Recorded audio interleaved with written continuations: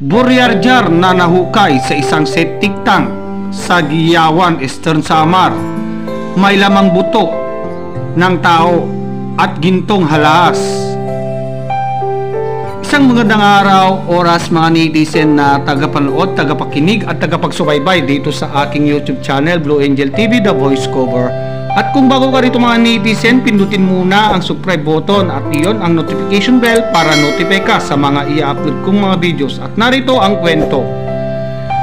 Buryarjar na nahukay sa isang septic tank sa Giyawan, Eastern Samar. May lamang buto ng tao at gintong alahas. Ano nga ba kalagahan ng mga ito sa ating kasaysayan?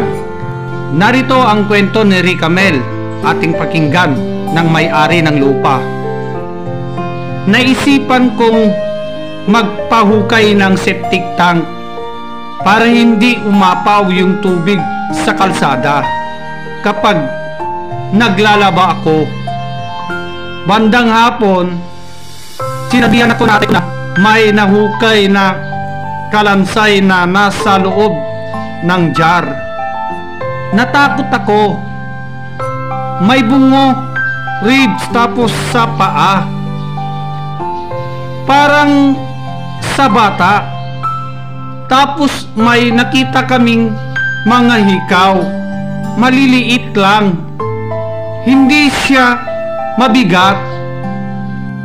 Nasa isip ko na baka practice ito nung unang panahon. Baka may historical value yung mga kuhang gamit.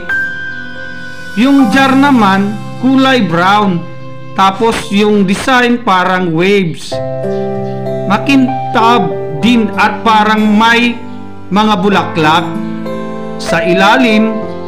Parang meron siyang Chinese character na nakalagay. Sabi ng kapatid ko, baka raw buryarjar.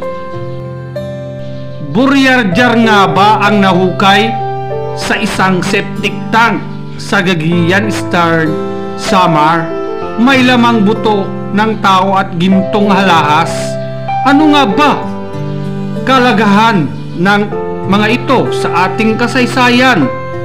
Sa gustong mapanood ng buong kwento, karagdagang kwento, tumutok lamang po sa PMDS Kapuso Mo Jessica Soho ngayong linggo ng gabi sa GMA May 19, 2024. At kung bago ka rito mga netizen, pindutin muna ang like, share, and don't forget to click the subscribe button.